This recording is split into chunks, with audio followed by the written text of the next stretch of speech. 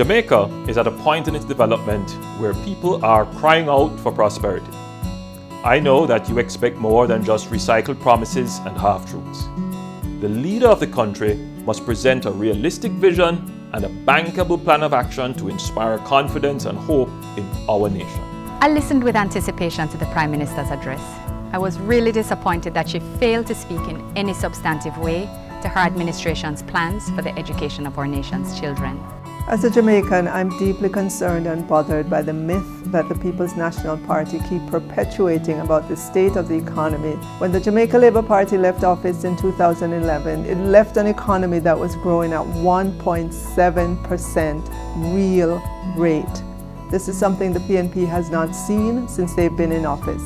I too, like many Jamaicans, remain disappointed and dissatisfied with the insufficient detail, the knee-jerk approach, and the low priority that has been allotted to this critical area of national security.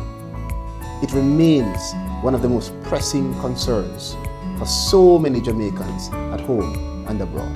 When we were in government, we made education up to the secondary level tuition free for our Jamaican children. This government has effectively reversed this policy with their position on auxiliary fees. In 2012, the Minister of Education said auxiliary fees were mandatory, and this year he has allowed them to balloon higher than ever before. We left a stable economy, a stable currency. We left a currency that was at $86. Now, where's that currency? Approaching $120. That's significant devaluation that has impacted all of us.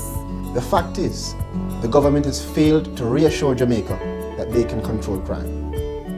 Up to the 17th of September of this year, 865 Jamaicans were murdered, a 22% increase, with 169 more lives lost when compared to the same period last year.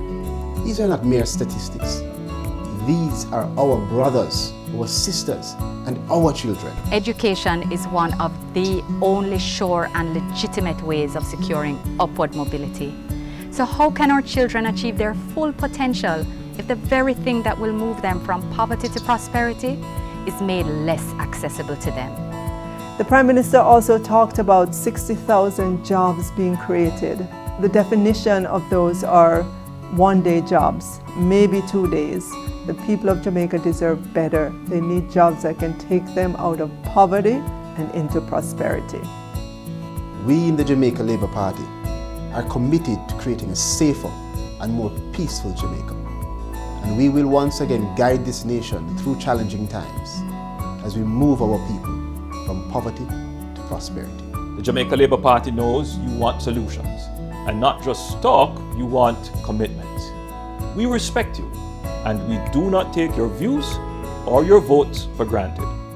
This is why the Jamaica Labour Party is, for example, committing to making water a priority area of infrastructure investment.